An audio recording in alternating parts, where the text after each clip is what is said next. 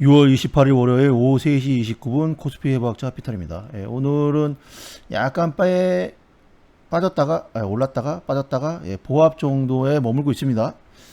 그래서 코스피는 신고가를 내고 약간 주춤하는 모습을 보이고 있습니다. 그리고 업종 차트로 봐도 지금 보합 정도 3,300 이상에서 지금 마감을 하는 걸로 대충 보이고 있고, 그 다음에 여러 가지 보조 지표도 지금 굉장히 강한 모습이에요. 굉장히 강한 모습이기 때문에 지금 코스닥도 제가 예상한 대로 전고를 돌파하는 건 모르겠다. 하지만 1015 내외는 올 것이다 라고 여기서 말씀드렸는데 왔습니다. 그래서 지금 뭐 1115, 1020 왔다 갔다 하고 있어요.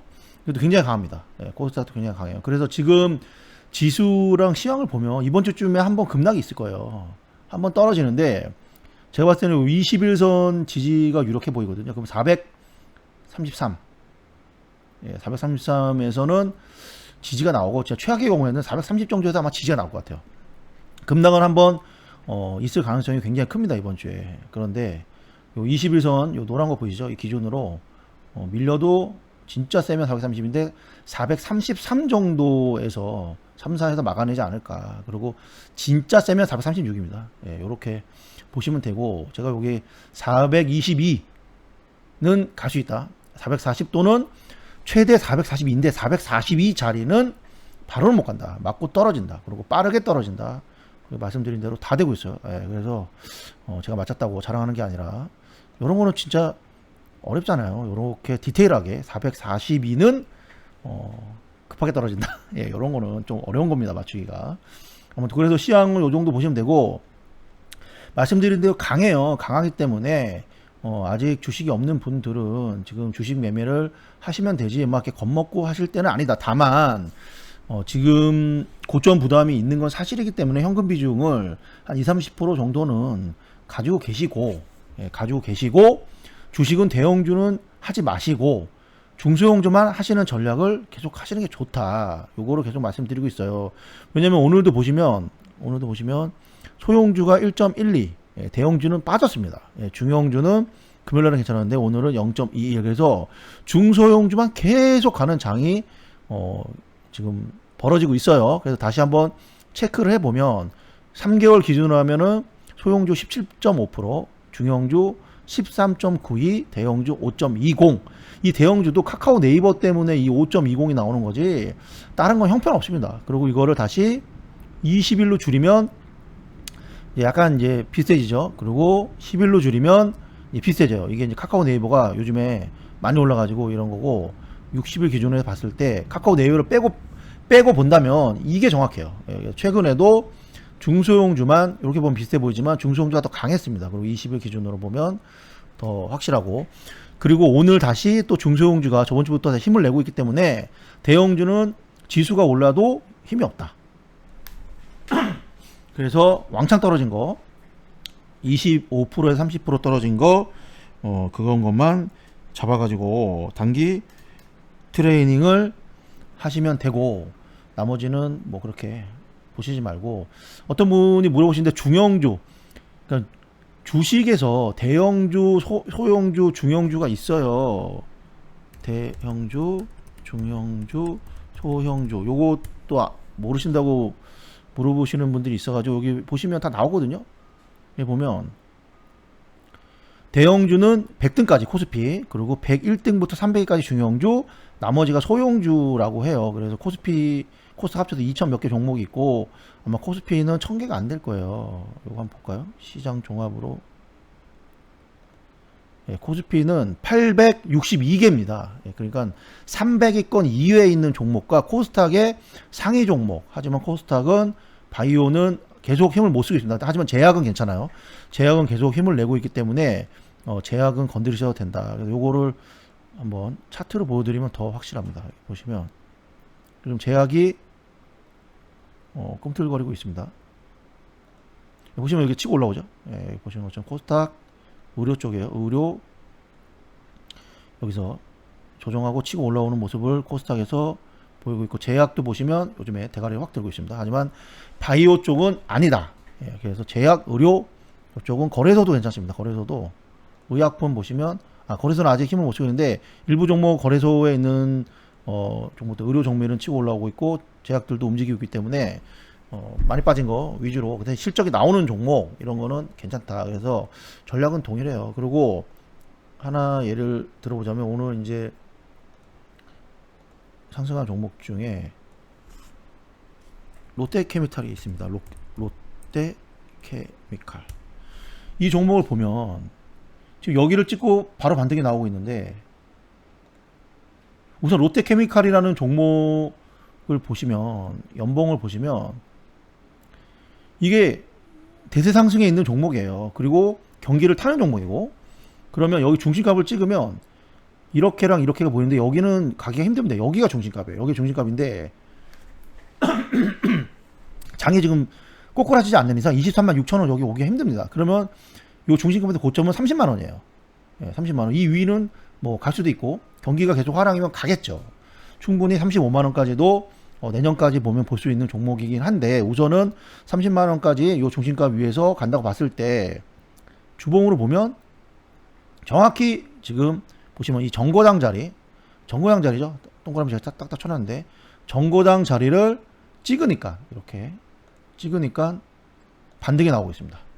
예, 요거를 여러분들이 제 말이 무슨 뜻인지 이해를 하실지 않을지는 모르겠는데, 살아있는 종목이라는 거죠. 롯데케미칼은 우선 살아있는 종목이고, 경기가 맞춰서 움직이는 종목이기 때문에, 경기가 내년까지는 확장 국면은 확실해요. 그러면 35만 원까지도 볼 수 있지만, 이건 내년에, 뭐 올해 말이나 내년에 보는 거고, 우선 이 중심값 안에 들어와 있을 때, 연봉으로 갔을 때 주봉상 이렇게 정거장에서 딱 오면, 매수를 하면 이렇게 튕깁니다.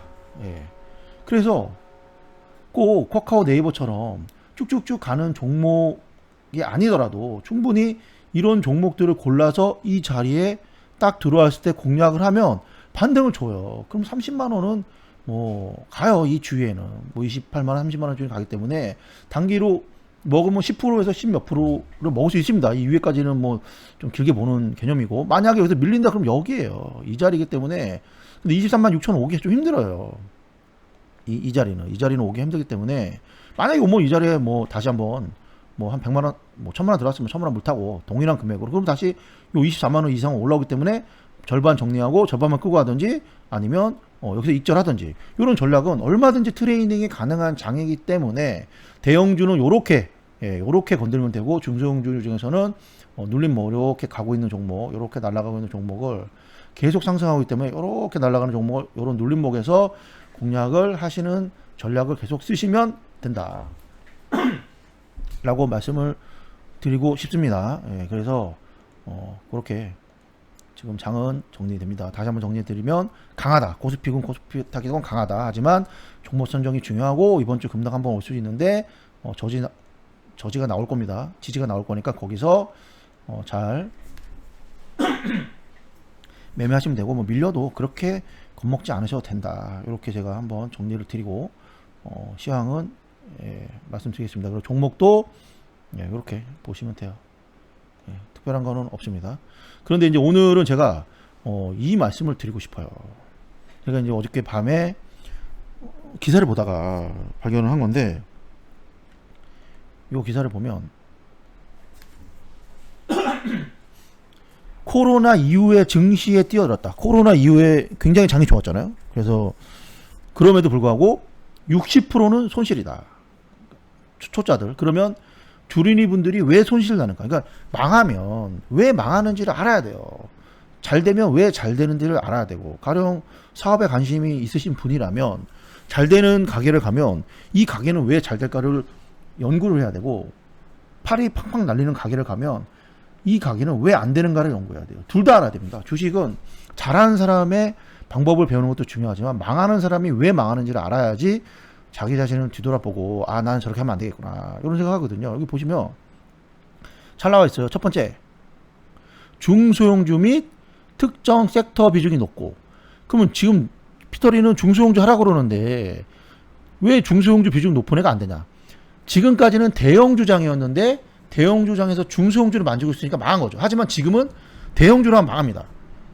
이거는 코로나 이후에 뛰어든 그 주린이들을 기준으로 지금 분석을 한 거기 때문에, 그래서 중소형주 시즌인지 대형주 시즌인지를 빨리빨리 파악을 하고, 대형주 시즌일 때는 대형주로 하고 중소형주 시즌일 때는 중소형주로 해야 되는데 중소형주를 좋아합니다. 왜 그러냐면 대형주가 느리거든요. 평소에는 뭐 2% 오르고 3% 오르고 그럽니다. 그렇기 때문에 중소형주가 막 화끈하니까 중소형주를 많이 가는데, 중소형주야말로 총 포트에서 20%를 넘기면 안 되고 선수들만 하는 거예요. 그리고 장중에 HTS를 계속 볼 수 있는 사람들이 하는 거지, 뭐 하루에도 뭐 5% 10%가 왔다 갔다 하는데 그거 매매가 안 됩니다. 계속 쳐다보고 있어야 돼가지고 일반 분들은 못 해요. 그런데도 내가 시드가 작으니까, 내가 시드가 2천만 원 3천만 원밖에 안 되니까, 야 주식 투자해갖고 1년에 10% 20% 10% 갖고 언제 돈 벌어? 그러니까 나는 센 놈 가야 돼. 이래 망하는 거예요. 이게 처음에는 2천만 원 3천만 원 갖고 하지만 나중에 여러분들이 돈을 많이 버시면 몇억 몇십억 할 수도 있어요. 그런데 주식 투자에서 맨날 실패한 경험만 갖고 돈을 못 본 경험이 있고 실력을 못 늘리면 마지막 몇억 몇십억이 생겼을 때 주식 투자 돈 더 못 벌고 더 많이 잃어버립니다. 그렇기 때문에 시드가 작더라도 처음부터 정석의 길을 가야 돼요.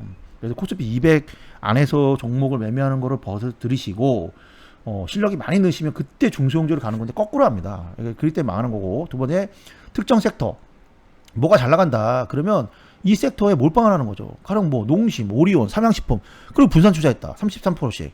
바보죠. SK하이닉스, 삼성전자, DB하이텍 분산 투자했다. 바보 아닙니까?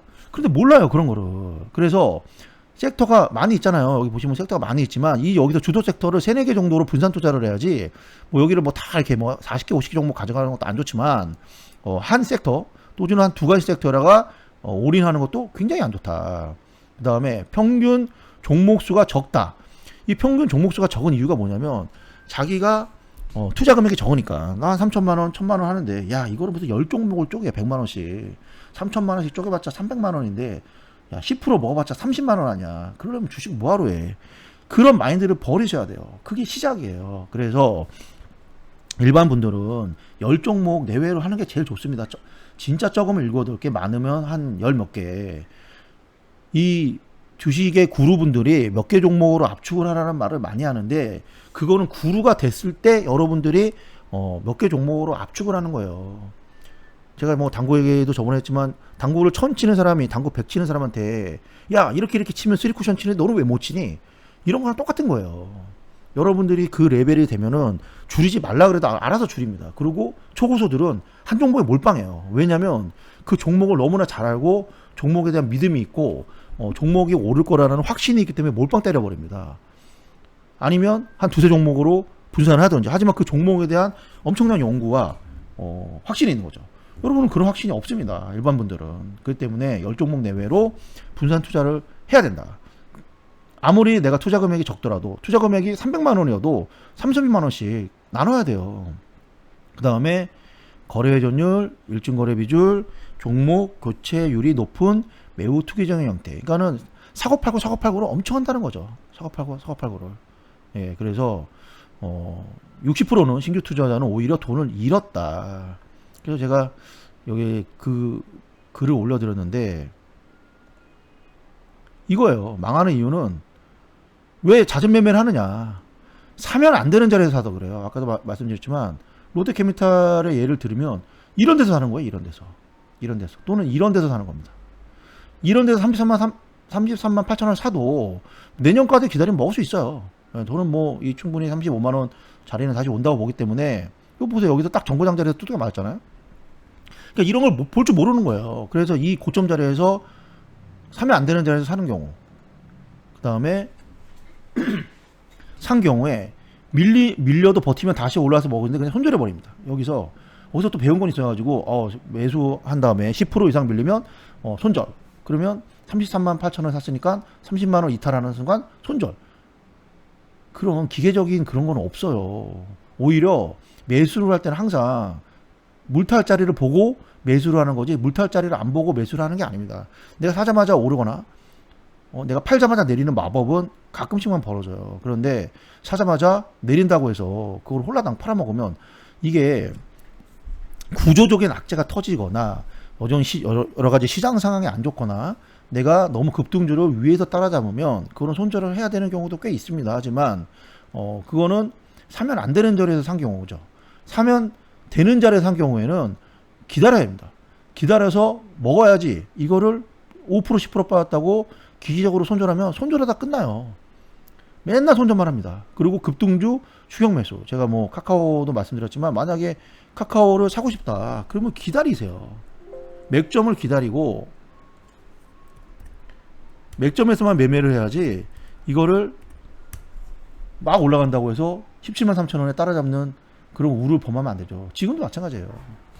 지금도 여기서 이런 장대 음봉 터지고 거래량이 엄청 터졌다는 거는 조정을 하도 올라가더라도 다시 두들겨 맞을 가능성이 높아요. 그래서 얘는 최소한 13만 5천 원, 13만 5천 원에서 13만 원 자리가 오기 전에는 쳐다도 보면 안 되고 워낙 급등했기 때문에 이 자리에서도 모양을 봐야 돼요. 그래프 모양을 보고 여러 가지 수급을 보고 들어가야지 아니면은 여기 요 자리 요 두들겨 맞은 12만 원 자리까지도 충분히 밀릴 수가 있습니다. 그리고 만약에 여기 안 밀리고 그냥 가면 이 주식은 내게 아닌 거예요. 꼭 카카오를 사야만 하는 그런 여러분의 어떤 뭐 운명, 의무는 없는 겁니다. 주식 많습니다. 근데 주식을 모르니까 카카오만 좋아 보이는 거예요. 종목이 2천 몇백 개인데 그거를 내가 한 100개 종목만 알고 있어도 100개를 맨날 돌리면서 그중에서 좋은 조리 온 종목만 샀다 팔았다 또 얼마나 수익을 내는데 아는 종목이 몇 개 안 되니까 맨날 이런 것만 보고 있으면서 부럽다 많이 빠진 것 같은데 여기서 조정받고 지금 지지하는 것 같은데 15만 5천 원 들어가야 되나 이런 고민을 하는 거죠. 그리고 기다리면 먹는데 지루한 거 못 참는 거. 요것도 이제 바닥에서 누가 생각해도 올라오면 가령 삼성전자 삼성전자 제가 뭐 별로라고 말씀을 드리긴 하지만 삼성전자는 사실 6만 5천 원까지 열려 있어요. 이게 지금 뭐 말 나온 김에 말씀을 드리자면 한번 찍어 보겠습니다. 요거는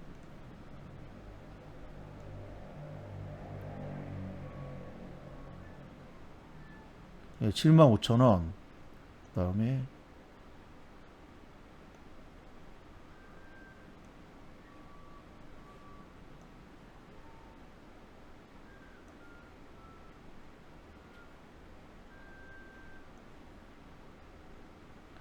예, 7만 5천 원까지는 저는 오기 전에는 사면 안 된다. 7만 5천 원 자리가 열려 있기 때문에 7만 5천 원까지는 사면 안 된다라고 저는 생각을 하긴 하지만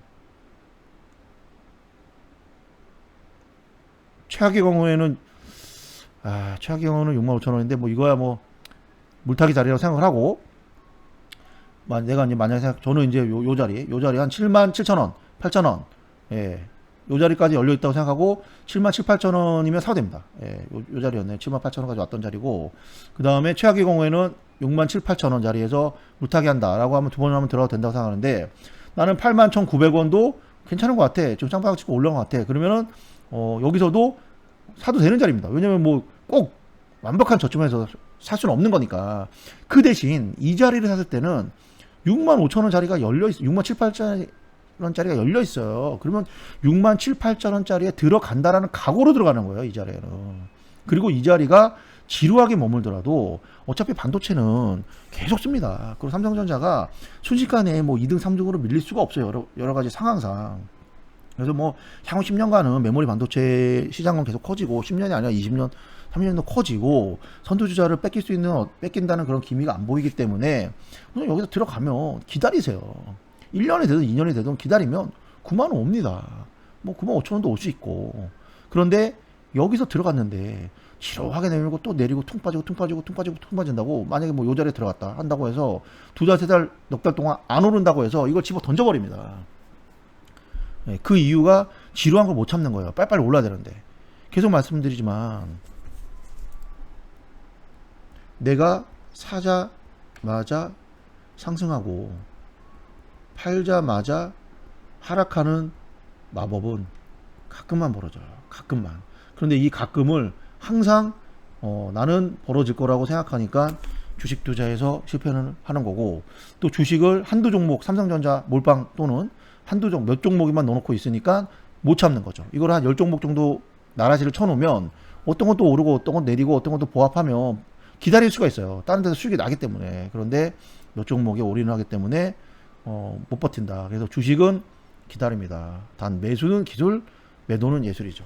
예, 제가 매수 자리만 알려드리고 매도 자리는 안 알려주는데 매도는 되게 복잡하기 때문에 그래요. 그래서 매수는 기술이고 매도는 예술이다. 이 말씀을 드리면서, 그리고 제가 금요일날 그 지인 따님이 그 모나코 왕립 발레 학교, 여기에 전액 장학금으로 합격을 하셨대요. 그래가지고 무슨 25인의 젊은 무용수, 이제 해외에서 유명 발레단에서 공연을 하는 그런 분들 25인을 한국에 와가지고 불러가지고 조금씩 한 10분 내외로 공연을 하는데 영스타다 그래가지고 젊은 그 고등학생들 4명 정도가 출연을 하는데 그 중에 한 명이 되어서 제가 같이 구경을 갔는데, 이 뭐 말하다가 좀 길게 나왔지만 요거 이제 재미를 한번 들어보십시오. 제가 이제 이 뮤지컬을 요즘 많이 보시잖아요.